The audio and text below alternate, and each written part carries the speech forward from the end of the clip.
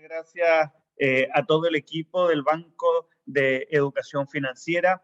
Estos temas son temas absolutamente cruciales para la vida de las personas, así que yo la verdad es que estoy más que contento por tener la oportunidad de estar con ustedes, compartir con todas y todos los presentes, a quienes aprovecho también de saludar y agradecerles el interés por participar en esta exposición.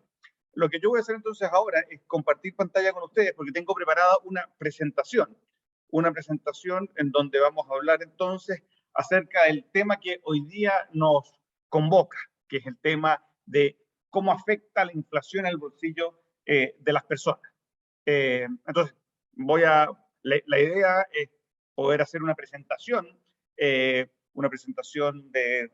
algunos minutos, 30 minutos, cosa que podamos tener también un espacio después para preguntas, para que ustedes puedan también manifestarnos, preguntarnos las cosas que consideran relevantes desde el punto de vista de ustedes. Entonces, déjenme partir con una constatación.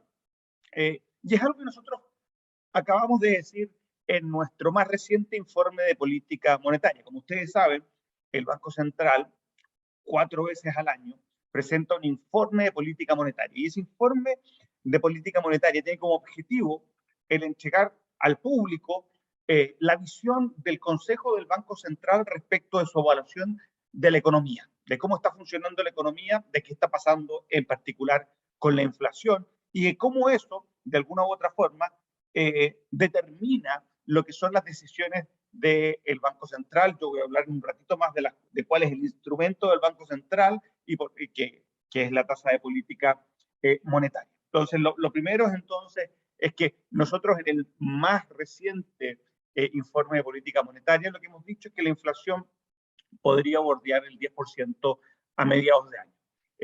Es decir, estamos en una situación en donde la inflación ha tenido un aumento muy significativo, aumento que vamos a conversar después, también ha ocurrido en otras partes del mundo, pero que en Chile ha tenido un impacto o un aumento particular en el sentido de que hay factores, y así lo hemos dicho, internos que están jugando un papel importante en esa evolución. Y lo que yo voy a hacer acá es hablarles a ustedes acerca de la inflación. Esto lo vamos a dejar entonces ahí como un antecedente, como el punto inicial del por qué estamos hablando de inflación hoy día. Para muchos quizás de los que están participando de esta reunión, el tema de la inflación no había sido un tema en mucho tiempo y hoy lo es. Y hoy lo es en Chile y también en el mundo. Entonces, lo primero que voy a hacer es definir la inflación. ¿A qué nos referimos con la inflación? Y vamos a definir inflación a un incremento, a un aumento sostenido y generalizado en los precios de los bienes y los servicios de la economía. ¿Okay? En la economía nosotros tenemos bienes y servicios que se producen todos los días, a cada minuto del tiempo. Y esos bienes y servicios tienen un precio. La inflación es cuando esos precios aumentan de manera sostenida y generalizada. O sea, no estamos hablando de cambios puntuales de un bien, sino que estamos hablando de un movimiento generalizado en los precios, que es el hecho de que cuando la media o la mayoría de los precios de estos bienes aumenta. ¿Cómo se mide la inflación? Entonces ustedes dicen, bueno, son los precios de estos bienes y servicios que se producen en la economía. ¿Cómo los medimos? Y los medimos a través de una canasta, que es la que conforma, la que le da forma al índice de precios al consumidor, al IPC. El IPC es calculado por el Instituto Nacional de Estadística y lo que hace este índice, como así lo refleja, es decir, cuál es el precio de una canasta de bienes.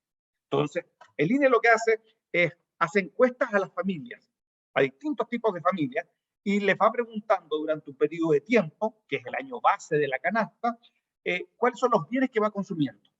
Y anota cuáles son los bienes que consumen las familias, y después genera una canasta con 303 productos, que son los productos que más representativos de la canasta de consumo de las familias podemos encontrar. 303 productos y se registran precios en torno a esos productos. Todos esos productos entonces tienen asociado un precio y esos precios están en el supermercado, están en el almacén y lo que el INE hace es periódicamente va registrando la evolución de los precios de esos 303 productos. Y eso conforma el índice de precios al consumidor. Entonces, mes a mes, tenemos una medición de la evolución de los precios de la canasta y por lo tanto del IPC, que es nuestra inflación. Ahora, ya le decía algo respecto de la diferencia entre aumentos, por ejemplo, en algún ítem en particular de esta canasta y la inflación. La inflación, recuérdenlo, es un aumento sostenido y generalizado de los precios en la economía. Hay momentos en los cuales algunos productos por un periodo de tiempo determinado pueden subir de precio. Por ejemplo, en Semana Santa los pescados suben de precio, ¿no? Pero eso no significa inflación en el sentido de que no es un aumento generalizado y sostenido en el índice de precios al consumidor. Inflación es cuando esa canasta, que acá ustedes pueden ver en este ejemplo, tiene un valor de 108.456 pesos, una canasta que estaba elegida, sube al año siguiente a 111.700. Eso es lo que nosotros queremos capturar. Queremos capturar el aumento del valor de esta canasta que sea sostenido y que sea generalizado. Ahora, ¿qué es lo que ha estado pasando con la inflación recientemente? ¿Qué es lo que ha estado pasando con los precios de ciertos productos? ¿O cuáles son aquellos productos que de alguna u otra forma han estado subiendo en el último tiempo? Y en el IPOM de marzo nosotros hacemos una mención muy específica a ciertos productos, como por ejemplo la gasolina, el precio de los autos nuevos, los materiales de reparación de las viviendas, que probablemente todos ustedes ya tienen una idea muy clara que han estado subiendo: el pan, los productos de panadería, restaurantes y hoteles, que han estado aumentando de manera muy significativa de precio. Y aquí les muestro un gráfico que reportamos en el informe de política monetaria de marzo, en donde ustedes pueden ver que la trayectoria de la inflación ha sido al alza. Ahora, hagamos un poquito de historia. Cuando pensamos en la inflación, este gráfico lo que tiene es la evolución de la inflación desde el año 90 hacia adelante. Entonces tiene la inflación desde el retorno a la democracia, el inicio, de hecho, del Banco Central Autónomo y cómo ha evolucionado en el tiempo. Y como ustedes pueden ver, al inicio de los 90 teníamos inflaciones que estaban en torno o cercanas, que tuvieron un tope de 30%. Estábamos hablando de inflaciones anuales muy, muy significativas. Y tuvimos un proceso de convergencia de la inflación hacia niveles del 3%, que es lo que más adelante les voy a decir, es la meta del Banco Central. Y les voy a contar cómo esa meta también, de alguna u otra forma, toma en consideración otros aspectos. Pero lo cierto es que si nosotros miramos el periodo a partir del 2000, la inflación en promedio ha sido 3%, ha tenido fluctuaciones, y yo les voy a explicar la lógica de esas fluctuaciones. Ha tenido periodos en donde efectivamente ha estado por sobre el 3%, pero en promedio la inflación había estado y ha estado en 3% en el periodo en el que nosotros vamos a llamar el periodo de implementación de las metas de inflación del Banco Central. Pero como ustedes pueden ver al final del gráfico, ya estamos teniendo un periodo en donde esa inflación está superando de manera significativa estos registros de 3% que habíamos tenido en promedio en el pasado. Ahora, ¿qué ha generado estos incrementos en los precios de la inflación o en la inflación? Es muy importante tener en consideración. Hay razones que son ciertamente que están asociadas a lo que fueron los efectos del COVID. Por ejemplo, los problemas de suministro a nivel global y que se manifiestan de manera muy clara, por ejemplo, en los costos de transporte marítimo, que han subido de manera extraordinariamente significativa en el último tiempo. También los precios de materias primas, energía, alimentos y algunos metales. Y esto, de alguna u otra forma, también lo hemos visto recientemente, producto de la invasión de Rusia a Ucrania. La depreciación del peso ha sido también un factor que explica la evolución de la inflación. Pensemos que nosotros somos una economía pequeña y abierta y muchos de los bienes que consumimos domésticamente son importados. Y Por lo tanto, son productos que se producen en el exterior, digamos, denominados de moneda extranjera, digamos, dólar. Dólar es generalmente la moneda en la cual se denominan las transacciones internacionales, y por lo tanto un aumento en una mayor depreciación del peso, lo que tiene es, o lo que genera, es un aumento de esos precios de estos bienes importados que se traspasan a los precios de la canasta de estos productos y por lo tanto al IPC. También hemos visto mayores costos laborales en medio de una oferta de trabajo que no se ha recuperado completamente. La pandemia significó que muchas mujeres, muchos jóvenes y también personas mayores de 55 años hayan salido de la fuerza laboral, y ese retorno a la fuerza laboral es un retorno que ha sido más lento, y por lo tanto es importante acelerar. De hecho, hay medidas que hace algunos días atrás anunció el gobierno precisamente focalizadas en esos grupos para poder permitirles el recuperarse o integrarlos nuevamente al mundo laboral.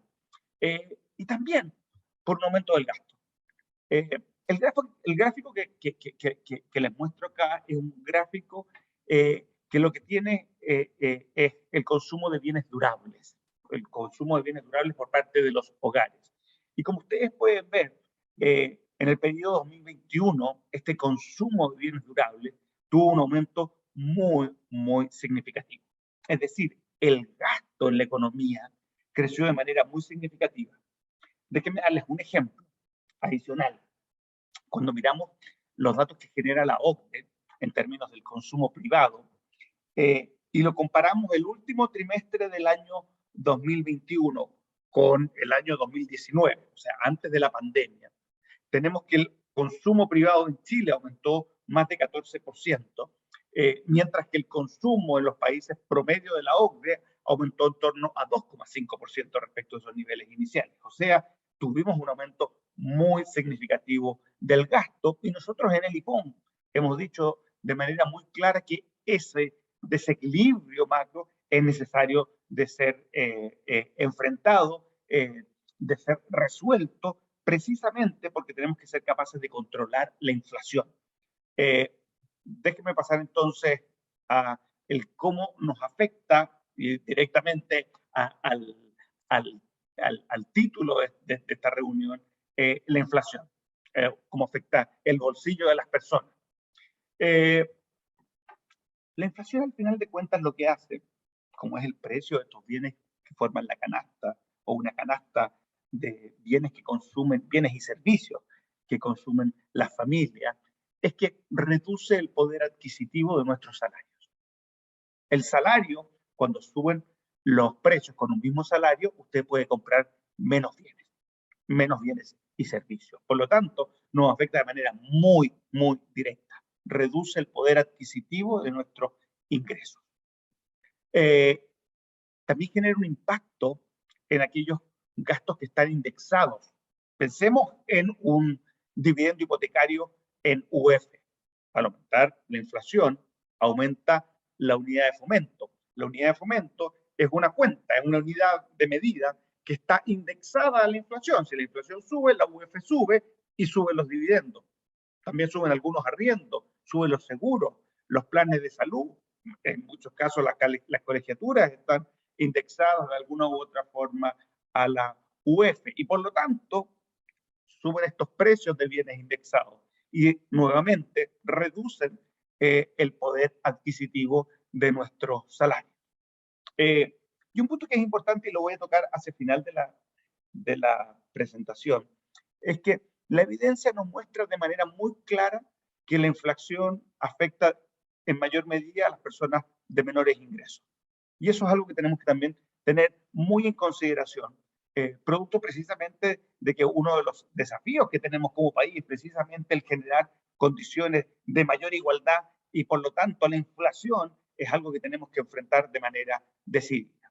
Ahora, la pregunta que nos hacemos es, ¿qué relación tiene el Banco Central con la inflación? ¿O cómo el Banco Central puede afectar la inflación? Déjenme entonces partir hablándoles un poquito del Banco Central y de la estabilidad de la moneda. Nosotros como Banco Central somos una institución pública de carácter autónomo y técnico. Y uno de los objetivos que está establecido en nuestra ley es velar por la estabilidad de la moneda, que no es la interpretación.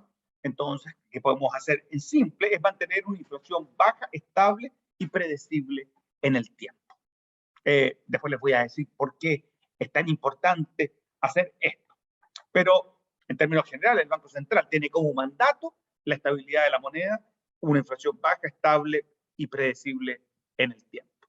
Y este gráfico nos muestra que la inflación es un fenómeno que para muchos no había estado presente, pero que para los que de alguna u otra forma tenemos algunos años más, es algo que nosotros experimentamos. Acá solamente les pongo un gráfico de la inflación desde los años 80, donde podemos ver que en esa década la inflación fue alta y bastante inestable, a diferencia de los periodos posteriores, donde hemos tenido shocks, como por ejemplo los que tuvimos previo a la crisis subprime. Algo les voy a hablar de esto en un rato más, pero en promedio la inflación ha sido baja, estable, en torno al 3%. Y ahora estamos enfrentando ciertamente un periodo en el que la inflación ha subido de manera importante y eso ha llevado al Banco Central a tomar acciones. Ahora, ¿cómo mantiene el Banco Central la estabilidad de precios? ¿Cuáles son las acciones que el Banco Central tiene que tomar para precisamente poder controlar la inflación? El año 99, este Banco Central adoptó lo que se conoce como un esquema de política monetaria con metas de inflación y tipo de cambio flexible, en donde el objetivo del Banco Central era propender hacia una inflación o que la inflación estuviera en torno al 3%. Entonces nos fijamos como meta de inflación un 3%. ¿Cómo puede entonces el Banco Central afectar la economía para poder llegar a una inflación de 3%? El Banco Central, para cumplir su compromiso, porque este es un compromiso que nosotros tenemos con la sociedad, utiliza un instrumento que es la tasa de política monetaria o la llamada TPM, que es determinada por el Consejo del Banco Central en cada una de las reuniones de política monetaria que se realizan a lo largo del año. Esta tasa de política monetaria entonces es la tasa de interés base de la economía. A partir de esta tasa de política monetaria se van formando el resto de las tasas de interés en la economía, el resto de las tasas de interés, por ejemplo, a la cual se prestan los bancos, lo cual los bancos prestan. De alguna u otra forma se construyen o parten de esta tasa de política monetaria que fija el Banco Central.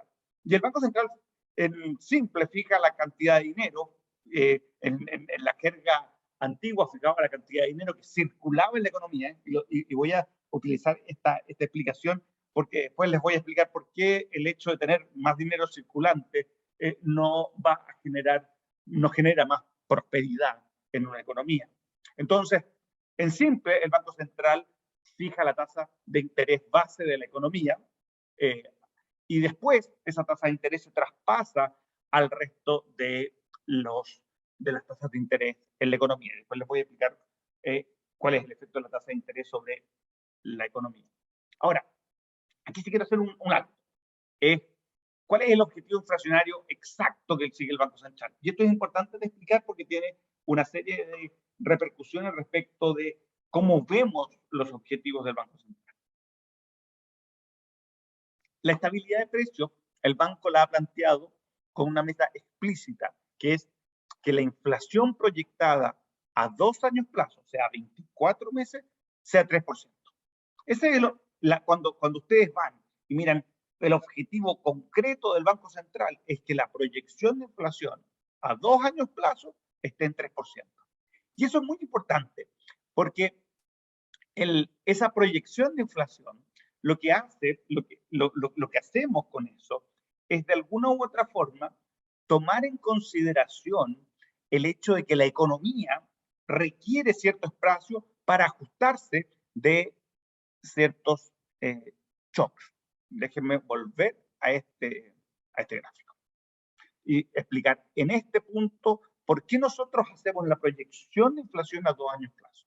Cuando ustedes tienen shocks que afectan la economía, Lo que el Banco Central tiene que hacer en el marco de política que tenemos nosotros es responder a esos shocks en la medida en que esos shocks que afectan la economía, esos aumentos, por ejemplo, en los precios del petróleo, de la gasolina, de algunos alimentos, se traspasen de manera permanente al resto de los precios de la economía. ¿Ok? Entonces, vamos al concepto de inflación, aumento sostenido en el nivel de precios. Lo que hace el Banco Central, entonces, evalúa cada uno de esos de los choques que están enfrentando la economía para ver cuál es su efecto sobre la proyección de inflación en un horizonte de 2 años. Con eso, ¿qué es lo que evitamos hacer? Evitamos tomar decisiones sobre eventos que pueden ser transitorios en la economía. Y eso implica en los hechos que al Banco Central lo que le preocupa es ciertamente su mandato, que es la estabilidad de precios, pero también la estabilidad de la actividad económica. Si el Banco Central respondiera a cada una de las cosas que va ocurriendo en la economía de forma tal de mantener esta línea verde plana en 3%, significaría que habría más volatilidad por el lado de la actividad económica. Y precisamente para tomar en consideración que queremos tener menos volatilidad de la actividad económica, es que el Banco Central fija un objetivo a 2 años plazo. Por lo tanto, podemos tener desviaciones de la inflación respecto del 3%, como la que estamos viendo hoy día, pero con el compromiso de que en 2 años esa inflación va a converger a 3%. Eso es lo que hacemos como Banco Central y esa es la forma, por ejemplo, en la cual compatibilizamos los objetivos de estabilidad de precios con los objetivos de estabilidad también del nivel de actividad económica en la economía. Ahora, nos están quedando pocos minutos respecto de mi compromiso de lo que les dije que iba a tomar. Ahora, vamos al tema de fondo. ¿Por qué es importante mantener la inflación controlada? Una razón que es muy importante es que la inflación hace que la economía no asigne de manera óptima sus recursos. Hace que las personas no puedan tomar buenas decisiones o las mejores decisiones de inversión o de consumo. Porque si no sabemos bien cuál es el precio relativo de las cosas, nos conviene comprar más este bien respecto de este otro bien. Si hay mucha inflación, no vamos a saber distinguir cuáles son aquellos bienes que nos convienen o no comprar. O nos conviene invertir en un producto o en otro, o en una inversión o en otra. Si hay inflación, los precios dejan de ser informativos respecto de a dónde debiésemos asignar los recursos. Y eso es un tema muy importante porque determina la inversión, el crecimiento, el bienestar de las personas. La inflación también es un impuesto regresivo que perjudica a los que tienen menos ingresos. Gran parte de los activos de las personas están precisamente en una casa y el resto de los recursos que tienen las personas están en sus cuentas vistas, en sus cuentas corrientes. Por lo tanto, cuando usted ve que tiene más inflación, esos recursos que tenemos pierden valor, pierden poder adquisitivo. Los sectores de mayores ingresos tienen acceso, dados sus niveles de ingreso, a resguardos, a otros tipos de instrumentos financieros que les pueden y les permiten resguardarse de la inflación. Por eso decimos que la inflación es un impuesto regresivo. También es un requisito para crecer sostenidamente, que está íntimamente relacionado con el punto que decía anteriormente. Los países que crecen y por lo tanto generan empleo, aumento de los salarios reales, que es lo que al final de cuentas queremos lograr para nuestra economía. Que nuestra economía crezca y que genera aumento de salarios reales para los trabajadores, que genere empleos de calidad. Eso requiere un marco, un contexto macroeconómico estable. Los países que han logrado avanzar, que han logrado crecer, que han logrado generar mayores niveles de prosperidad inclusiva en sus sociedades, independientes del contrato social que adopten, lo han hecho sobre la base de la estabilidad macro. También una inflación baja y estable facilita el desarrollo financiero. Y esto es importante porque un mayor desarrollo financiero permite una mayor inclusión financiera. Permite que las condiciones, por ejemplo, al crédito al cual podamos optar, sean mejores. Y eso repercute directamente en el bienestar de las personas, repercute directamente en el dividendo que usted tiene que pagar, repercute directamente en el refrigerador que me puedo comprar, etc. Y también una inflación baja y estable es clave para la credibilidad y la efectividad de la política monetaria y en particular de la política contracíclica. Nosotros como país, a veces se nos olvida, hemos logrado hacer un cambio muy importante respecto de lo que ocurre en general en los países llamados emergentes. Nosotros somos un país emergente y es la posibilidad de implementar política monetaria contracíclica. ¿Esto qué significa? Esto significa que cuando enfrentamos condiciones externas adversas, por ejemplo, la crisis subprime, lo que hemos podido hacer es bajar agresivamente la tasa de interés para poder generar las condiciones para recuperar el crecimiento en la economía. Pero eso tiene una condición, y esa condición es el compromiso del Banco Central y la credibilidad del Banco Central en materia inflacionaria. Eso es precisamente lo que nos permite que el peso sea una moneda creíble y que por lo tanto podamos implementar estas acciones de política monetaria que nos permitan enfrentar crisis. Entonces, ese beneficio es algo que no podemos olvidarnos, porque cuando enfrentamos dificultades, y acá ustedes tienen otro ejemplo, en 2020 con el COVID, es que pudimos implementar política monetaria de reducción de tasas de interés muy agresivas, llevándolo a lo que nosotros llamamos el límite técnico, el límite inferior de una tasa de interés como la que fija el Banco Central. Pero para eso, nuevamente, la credibilidad del Banco Central, la credibilidad del objetivo inflacionario, del compromiso que tenemos en materia inflacionaria, es clave. Y termino con una idea respecto de, respecto de la política monetaria y sus efectos reales. En la economía tenemos una cantidad de bienes y servicios, ¿no? Y lo que hacemos con el dinero es que permitimos que esas transacciones que se tienen que realizar en la economía sean de manera mucho más simples.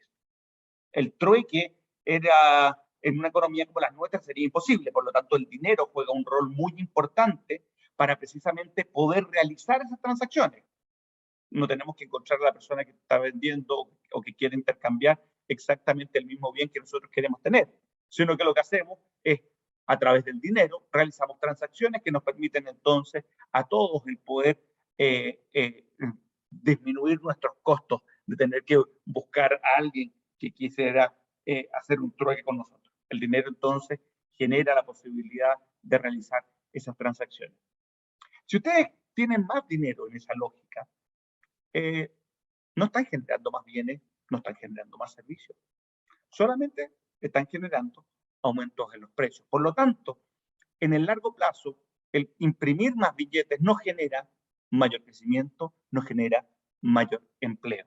En el corto plazo lo hace por algunas razones particulares respecto de los ajustes de precios, y por eso la política monetaria es tan importante para suavizar el ciclo económico, para mantener la economía funcionando a pleno empleo en lo que nosotros llamamos nivel potencial.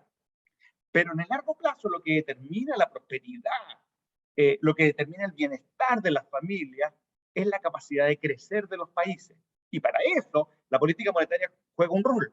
¿Cuál es? El generar estabilidad macroeconómica, el tener una inflación baja, estable y predecible, que permite cumplir con todo lo que yo les decía anteriormente en términos de bienestar, en términos de asignación de recursos, en términos de credibilidad de la política macroeconómica en general. Y por eso entonces es tan importante el poder controlar la inflación, precisamente para que esa inflación no afecte el bolsillo de las familias, les permita tener un mayor poder adquisitivo, no los sorprenda, de forma tal de que puedan tomar decisiones informadas, decisiones que no se van a ver afectadas por estas sorpresas que puedan existir y generar las condiciones para mayor inversión, generar las condiciones para mayor nivel de empleo en nuestra economía, que es finalmente lo que genera el mayor bienestar en nuestra sociedad. Eso respecto de la inflación. Ahora, creo que debiésemos abrir el espacio para preguntas. Me pasé un poquito, pero les pido disculpas, pero creo que estamos igual con tiempo para las preguntas. Muchas gracias, consejero. Estamos perfectos en el tiempo. Y efectivamente han llegado algunas preguntas. Una de ellas dice, ¿por qué los precios generalmente aumentan en vez de bajar? Los precios, nosotros primero queremos tener, nosotros fijamos una meta de 3% de la inflación, porque eso de alguna u otra forma nos permite en la economía el mantener un espacio para enfrentar situaciones adversas. Cuando los países tienen una inflación de 3%, eso es una inflación que permite que los precios se vayan ajustando en el tiempo, los precios relativos se vayan ajustando y nos mantiene lejos de un fenómeno que se llama la deflación, que es cuando los precios empiezan a caer. Y con los problemas que tienen los países que tienen deflación, que cuando los precios comienzan a caer, es que se generan situaciones en donde todos esperan que los precios caigan y pueden entonces producirse equilibrios en la economía, situaciones en la economía de menor bienestar. Por lo tanto, una inflación baja y estable en 3% lo que nos permite es que los precios se vayan ajustando cuando hay cambios en los precios relativos sin generar situaciones de deflación, y nos permite también tener un manejo de la tasa de interés que cuando la economía lo requiera le permita el generar el estímulo macroeconómico suficiente. Habiendo dicho eso, déjenme volver a un gráfico porque creo que es importante. Hemos tenido periodos, déjenme volver acá. Alguien preguntaba por periodos de inflación. Acá. Fíjense en estos periodos acá, que son periodos donde los precios estuvieron cayendo por debajo del 3%, que era, digamos así, la meta del Banco Central. ¿Y qué es lo que hizo el Banco Central en esos periodos? Bajó la tasa de interés precisamente para que la economía lograra repuntar. Piénsenlo así, cuando los precios están cayendo, significa que la demanda por los bienes está cayendo, y lo que nosotros queremos es que la economía funcione a su potencial. Por lo tanto, entonces, la política del Banco Central fue la de reducir las tasas de interés para poder generar todo el impacto sobre el consumo, sobre la inversión, que responde a la tasa de interés, para precisamente poder volver a nuestro producto potencial, poder volver a nuestro empleo potencial, y de esa forma contribuir al bienestar de la sociedad. Perfecto, muchas gracias. Hay otra consulta que, bueno, Marcela nos dice, excelente tema y gran presentación. ¿Nos podría dar algunas recomendaciones para cuidar nuestro dinero en estos tiempos? Nos pasamos entonces a la parte de la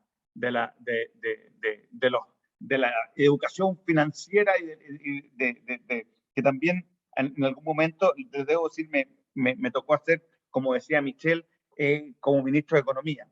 A ver, yo creo que un consejo siempre muy importante es saber en qué estamos gastando. Yo, de las cosas que me acuerdo cuando hacía charlas de educación financiera, una de las cosas que conversábamos con la gente y que al final coincidíamos que era de los temas más importantes, es cuando uno decía, bueno, ¿en qué estoy gastando? Porque muchas veces la gente me decía la expresión, uno siente como que la plata se le va entre los dedos, ¿no es cierto? Entonces dice, bueno, veamos en qué estoy gastando. Entonces, el hacer un presupuesto es algo súper relevante, súper importante. Algunos lo pueden hacer en una planilla Excel, otros lo podemos hacer en un cuaderno, ir anotando en los gastos que realizamos, para después, a final de mes, saber en qué estamos gastando. Y de esa forma poder decir, bueno, si necesitamos ahorrar porque queremos comprarnos una casa, o queremos comprarnos algo, o queremos ahorrar para en caso de alguna situación eventual en el futuro, tener un colchoncito por ahí para poder enfrentar alguna contingencia, el saber entonces cuánto estamos gastando, cuánto es mi ingreso es un tema muy importante. Y esto es independiente del nivel de ingreso que uno tenga. Yo sé que muchas veces la gente a uno le dice, bueno, pero es que no me alcanza. Incluso si no le alcanza, uno necesita saber cuánto gasta, cuánto es lo que no me alcanza, de forma tal de entender qué es lo que está pasando y qué con mis finanzas. Porque lo que no nos puede pasar es que estemos de alguna u otra forma, no seamos conscientes de qué es lo que está pasando con nuestras finanzas personales e individuales. Porque ahí perdemos control. Y si perdemos control, estamos en problemas. De nuevo, yo sé que muchas veces hay muchas necesidades, pero el tener esa información, el saber bien cuáles son los gastos que estamos realizando, es algo súper importante. Por eso mi consejo número 1 en esto es poder hacer un presupuesto. Después ahí uno puede meterse en otro tipo de temas, de si tengo deudas en múltiples lugares, tratar de consolidar, tratar de obtener la mejor tasa de interés posible en el caso de que tenga deuda, etc. Pero eso sería el consejo, creo, el más relevante. Muchas gracias, consejero. Han llegado muchísimas preguntas. Vamos a tratar de levantar la mayor cantidad, pero siempre ajustándonos al horario que es máximo hasta las 7 de la tarde. Otra pregunta, ¿en qué se basó el Banco Central para considerar una inflación de 3% y no una de 2%, 1% u otro porcentaje? Esta es una pregunta pero muy buena.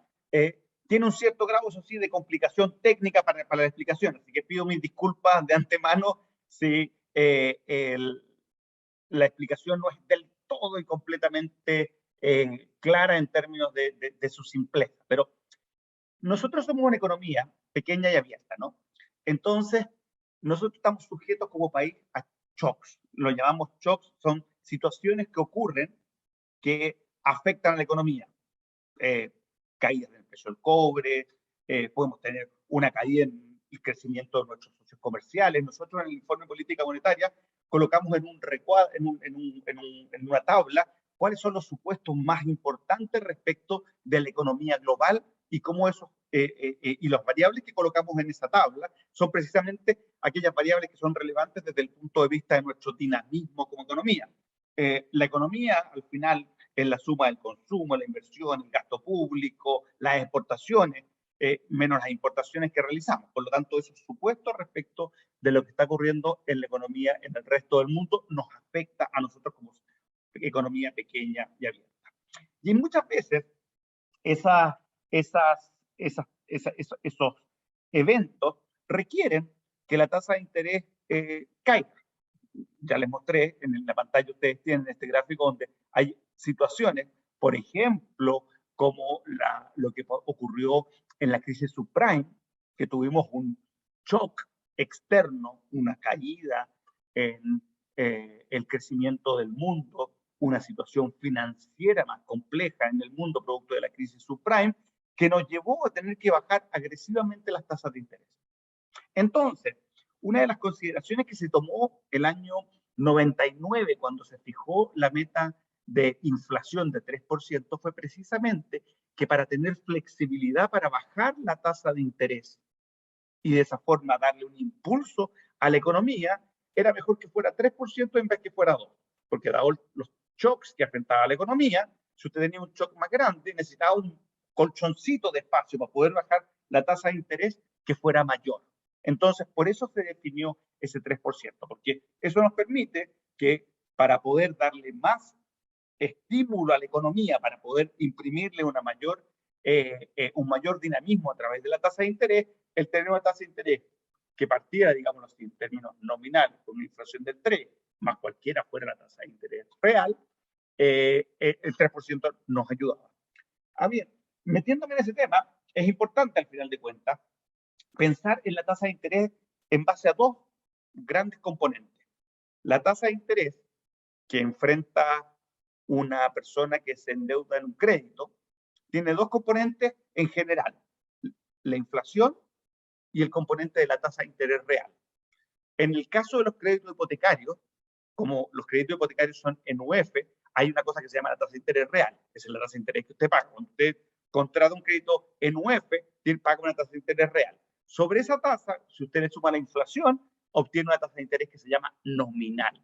El 3% de alguna u otra forma nos permite que esa tasa de interés nominal la podamos manejar de manera flexible para enfrentar situaciones complejas, por ejemplo, de menor crecimiento en el resto del mundo. Por eso nosotros tenemos 3%. Hay otros bancos centrales que usan 2%, que tienen 2%. Nosotros consideramos en su momento, las autoridades de ese momento en realidad consideraron en su momento que 3% era un número razonable para las características de la economía chilena. Excelente, gran explicación. Acá llegó otra pregunta que consulta si podría explicar un poquito más esta idea de por qué la alta liquidez produce inflación si al mismo tiempo aporta al consumo. A ver, el punto básico acá es que una economía lo que hace es tener distintos recursos que combinan trabajo, talento de las personas, inversión, capital, para poder producir. Y hay un nivel de producción que es el nivel de producción que nosotros llamamos sostenible en el tiempo. Y es cuando usted utiliza todos los recursos que tiene en la economía de manera, o que puede utilizar esos recursos de manera sostenible en el tiempo. Déjenme darles un ejemplo. Yo hago clase en la Universidad de Chile y en la Universidad de Chile les digo a mis estudiantes que ellos pueden estudiar en algunos periodos, no sé, 14 horas para los exámenes. Hay estudiantes que acumulan todo el estudio para la época de los exámenes, ¿no es cierto? Entonces, estudian, se matan estudiando durante un periodo de tiempo. Pero yo les digo, eso no es sostenible en el tiempo. Nadie puede, ninguno de ustedes puede ir a clase, hacer todas las cosas y adicionalmente estudiar 14 horas diarias. No es sostenible. Entonces, lo que nosotros decimos es, ¿cuál es el nivel de producción que la economía puede tener de manera sostenible en el tiempo? Queremos que ese nivel sea cada vez mayor. Por eso hablamos de que es bueno la estabilidad macro para precisamente poder potenciar la inversión, poder potenciar la entrada de las personas a la fuerza de trabajo, que encuentren empleo, etc. Pero nosotros tomamos ese nivel de potencial como dado, como Banco Central, y decimos cómo la economía está en torno, se mantiene en torno a ese nivel potencial. Y eso es lo que buscamos entonces producir. Hay momentos en los cuales el consumo o el gasto de la economía está por sobre ese nivel potencial. ¿Y qué significa eso? Eso significa que estamos en niveles que no son sostenibles desde el punto de vista del mediano y largo plazo. Y cuando eso ocurre, lo que pasa es que las economías comienzan a generar inflación. Y la inflación no genera más y mejores empleos, no genera más y mejores salarios reales para las personas, solo genera más costos. Por eso, el traer nuevamente a la economía a un nivel que sea sostenible es tan importante. No estamos hablando de llevar a la economía a niveles que no sean, que estén por debajo de lo que sea sostenible, sino de que la economía se mantenga en una trayectoria que sea estable y que esté en torno a esos niveles que sean potenciales. Y obviamente que tenemos que trabajar como país para lograr que ese crecimiento potencial, que la máxima producción que podemos generar en el país en el mediano y largo plazo sea cada vez mayor y que sea cada vez más inclusiva, que incluya el talento de todos. Pero para eso, una de las cosas que nosotros como Banco Central contribuimos es con la estabilidad macroeconómica, para que las personas puedan tomar las mejores decisiones. Cuando el consumo, cuando el gasto, cuando lo que llamamos la liquidez nos lleva a niveles de consumo, de gasto que no son sostenibles desde la perspectiva de mediano y largo plazo, es que se generan estos desequilibrios macroeconómicos que es necesario enfrentar precisamente para que no tengamos consecuencias de largo plazo en el bienestar de las personas. Perfecto. Y en esa línea también pregunta otra persona, Camilo, dice, ante las presiones inflacionarias actuales, ¿es aconsejable la fijación de precios en bienes de primera necesidad como el pan o el aceite, como se sostienen ciertos sectores políticos, o no? A ver, es muy importante en la economía y es una de las razones por las cuales el tener una inflación baja y estable es que los precios en la economía le entreguen información a las personas respecto de la escasez relativa. Y de esa forma entregan también información respecto de qué cosas son buenas producir.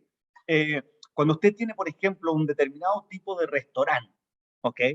De comida de determinado tipo, que usted ve que los precios de los platos de ese tipo de comida son muy altos y usted dice, bueno, pero yo puedo producir esto a un precio más bajo y entrar al mercado y ser competitivo y ponerme con mi emprendimiento, los precios entregan esa señal a la persona de decir, bueno, hay que producir más de este tipo de comida, quizás y vamos a tener más restaurantes. Y ustedes han visto en Chile que han surgido, muchas veces surgen determinados tipos de comida y después tenemos multiplicación de restaurantes precisamente porque los precios nos entregan esa información de dónde asignar de mejor forma los recursos.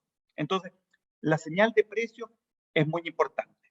Ahora, ¿cómo pensar en la situación, en situaciones como la que describe Camilo? No me acuerdo el nombre de la persona que hizo la pregunta. De alguna u otra forma pensando en cuáles pueden ser otro tipo de instrumentos que de alguna u otra forma permitan el enfrentar situaciones de grupos que están pasándolo mal, que están teniendo dificultades. Y ahí, ciertamente, que no está lejos del ámbito del Banco Central ese tipo de políticas, pero que sin lugar a dudas pueden ser políticas que enfrenten determinadas coyunturas. Déjenme darles un ejemplo.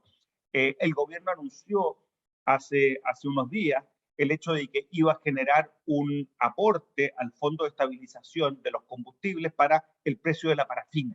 El precio de la parafina es un producto muy importante en los meses de invierno para las familias. Y en Chile lo que hemos contado a lo largo del tiempo son con mecanismos de estabilización que permiten entregar subsidios en determinados momentos para enfrentar potenciales aumentos transitorios en los precios. Y digo transitorios porque si los aumentos son permanentes, esos mecanismos de estabilización finalmente dejan de entregar los subsidios. Pero ahí tiene usted un mecanismo que el gobierno anunció hace unos días atrás en el marco de un plan para precisamente poder enfrentar situaciones que afectan a determinados grupos de manera importante y que requieren de alguna u otra forma un alivio. Entonces, me parece que ahí tiene usted una potencial forma de responder a ese tipo de situaciones. Ya. Vamos a la última pregunta. Sabemos que hay muchas más, pero tenemos que priorizar. Y la verdad es que se ha repetido bastante esta consulta, que es la pregunta que viene, ¿cierto? La esperábamos, que es, ¿qué tan cierto es que el quinto retiro afectará la inflación? ¿O cómo el quinto retiro podría afectar la inflación en el país? A ver, esta es una muy buena pregunta. Nosotros como Banco Central hemos entregado nuestro análisis respecto de los retiros previos y hemos sido muy claros respecto de que los efectos que han tenido los retiros han sido acumulativos sobre la economía. Y déjenme concentrarme en una dimensión que me parece importante y que muchas veces no la resaltamos del todo.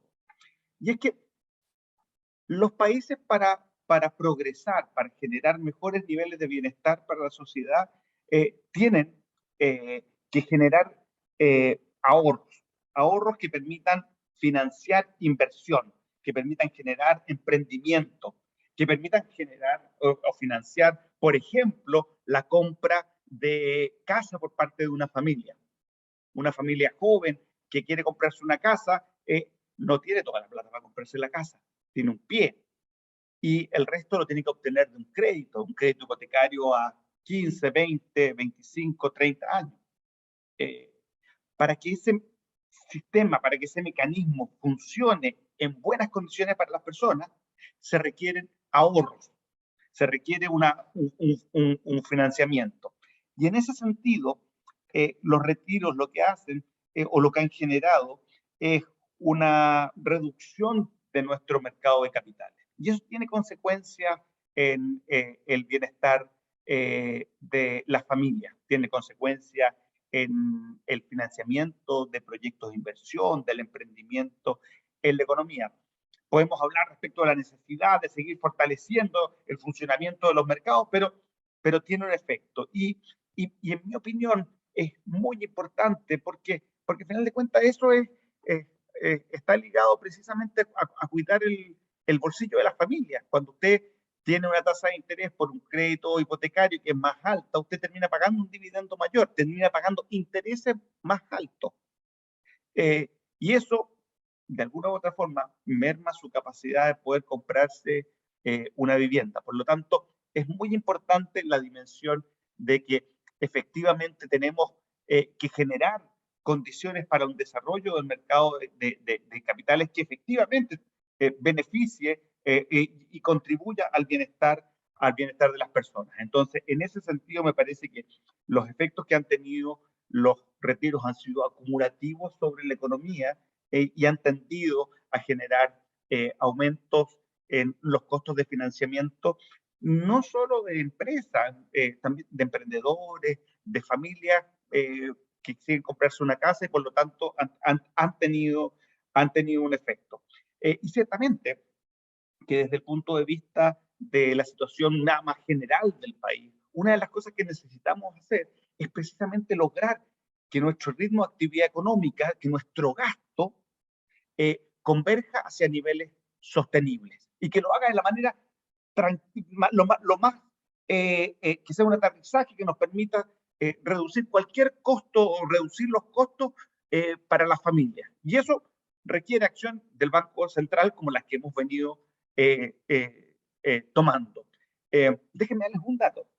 El año pasado nosotros tuvimos lo que los economistas llamamos un déficit en la cuenta corriente. ¿Qué es lo que es el déficit en la cuenta corriente? Es la diferencia que tiene un país entre lo que son sus ingresos y lo que son sus gastos. Por lo tanto, gastamos significativamente más que nuestro ingreso. Y eso no es sostenible. Nosotros no somos un país que nos queramos endeudar permanentemente, porque además sabemos y tenemos historia, o sea, conocemos la historia de nuestro país, sabemos que en periodos pasados hemos tenido crisis que han tenido costos muy significativos para el bienestar de la familia, para el empleo, que han generado desempleo, que no queremos repetir. Y para poder hacer eso necesitamos tener la capacidad contracíclica de las políticas macroeconómicas. Y eso implica entonces tener una economía que esté siempre, o la mayor parte del tiempo, cerca de lo que es su potencial, que la inflación esté controlada. Por eso, me parece que todas aquellas cosas, y para referirme en términos generales también a lo que hacemos como país, que nos permitan de alguna u otra forma mantener esa estabilidad macroeconómica son esenciales para el bienestar de las personas. Tenemos múltiples desafíos como país. Necesitamos generar un mayor crecimiento, necesitamos generar ciertamente, en mi opinión, un crecimiento más inclusivo, necesitamos generar más y mejores empleos, pero todo eso requiere una base, y esa base es una estabilidad macroeconómica. Después, sobre eso tenemos que construir. Pero acá no hay atajo. Si la inflación solo genera más costos, no genera más empleo, no genera más inversión. Por lo mismo es que es tan importante controlarla y al mismo tiempo generar las condiciones para el resto para generar las condiciones para el desarrollo, para el crecimiento, para la inclusión, para el aprovechamiento de todo el talento que tenemos en nuestro país, para el surgimiento del emprendimiento, para la innovación. Y todo eso requiere entonces un esfuerzo conjunto como país.